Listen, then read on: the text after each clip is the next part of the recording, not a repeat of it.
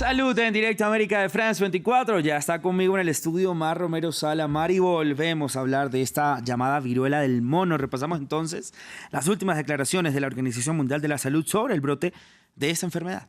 Buenos días, Raúl. Pues efectivamente, se han actualizado la cifra de los casos confirmados. Estamos hablando de 131 casos confirmados, 106 sospechosos. Los principales afectados son países como España, Portugal y Reino Unido. En total son 17 países que han detectado esta enfermedad donde normalmente no es endémica. En América, por ejemplo, a pesar de que el continente más afectado sigue siendo Europa, América, Canadá tiene 5 casos, Estados Unidos 2 y se está estudiando 1 en Argentina. La Organización Mundial de la Salud también ha recordado que son focos pequeños, controlados, que el riesgo para la población es baja y también, pues para poner en contexto estas cifras, República Democrática del Congo, uno de los lugares donde sí es endémica esta enfermedad, ha registrado unos 12.000 casos en lo que va de año. Fuera de este país apenas se llega a los 250, sumando los confirmados y los sospechosos. Ayer también, pues la Organización Mundial de la Salud aprovechó para hacer un llamado a la calma. Escuchemos. Quiero reiterar que es una situación contenible y que podemos parar la transmisión entre humanos. Hay antivirales, hay vacunas. Tenemos que usarlos de la forma más apropiada para los que están más en riesgo, de manera equitativa. Bueno, la pregunta del millón, Mar. ¿Hay razón para estar alarmados por esta viruela?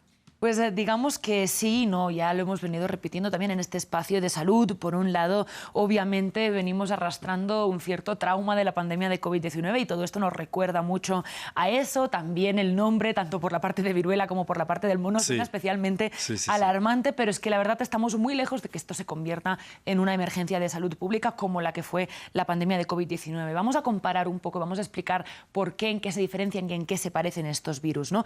Ambos tienen un origen zoonótico, vienen de los animales. Sin embargo, el COVID era nuevo. Este virus de la viruela del mono no es nuevo. En parte, por la parte de la transmisión, el COVID-19 es mucho más transmisible y además la viruela, por ejemplo, solo se contagia cuando una persona es sintomática, cosa que hace mucho más fácil cortar la cadena de transmisión y también pues necesita un contacto mucho más estrecho que el del COVID-19. Estos brotes iniciales también, en el caso del COVID, sucedieron en muchos lugares y era muy difícil rastrear esa cadena de contagios. Por lo tanto, cuando empezó a haber una respuesta, ya era mucho más tarde y había mucha transmisión comunitaria. Y en términos también de respuesta y de contención, la viruela del mono es una enfermedad que ya ha sido contenida en el pasado, que es conocida, tiene vacunas, tiene tratamientos disponibles. En el caso del COVID-19, recordemos que en 2020 estábamos totalmente en ceros. Así es, Mar. Pasamos a otro tema. Vamos a hablar de las olas de calor y cómo nos pueden afectar la salud ahora y en los próximos años. Exacto. Vemos que ya está sucediendo en muchos lugares, por ejemplo, en India, en España, en Francia en los últimos días.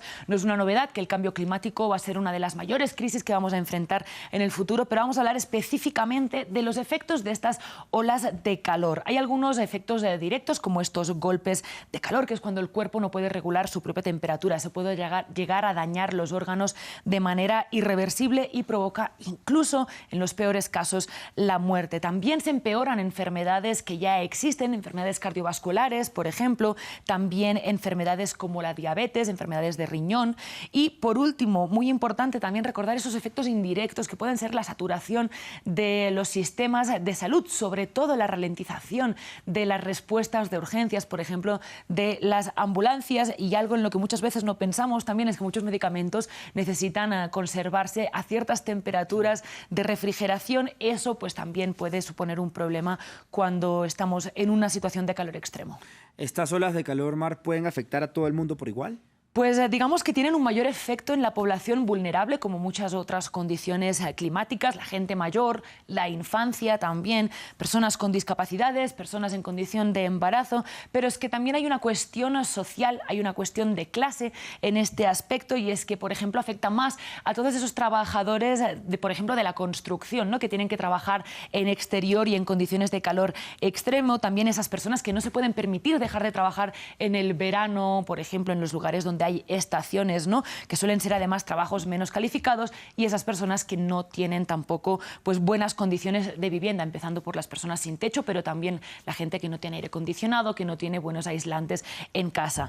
Además, todas estas diferencias sociales también se reflejan en el mapa global. Aquí revisamos este mapa que hizo la Universidad de Hawái en un estudio y representa los días de calor extremo que se prevé que habrá en los años entre el 2090 y el 2100, en unas 7-8 décadas. décadas si nada cambia y si no se frena el cambio climático. Vemos que el sur global, como siempre, por ejemplo, pues África, América Latina, el sureste asiático también son las zonas que van a recibir pues la peor parte de estas olas de calor con los consecuentes efectos sobre la salud que estábamos comentando. Nosotros aquí en Colombia, por ejemplo, estaríamos rostizados. Por supuesto, efectivamente, también en algunas zonas del Mediterráneo. Bueno, Mar, muchísimas gracias entonces por toda la información. Esperemos que todo se arregle y que pues los gobiernos y también todos nosotros pongamos de nuestra parte para así salvar nuestro planeta y no lleguemos a esos extremos, Mar. Esperemos. Muchísimas gracias. Como siempre, mañana nos vemos con más salud. Pasamos ahora a saludar a nuestro segundo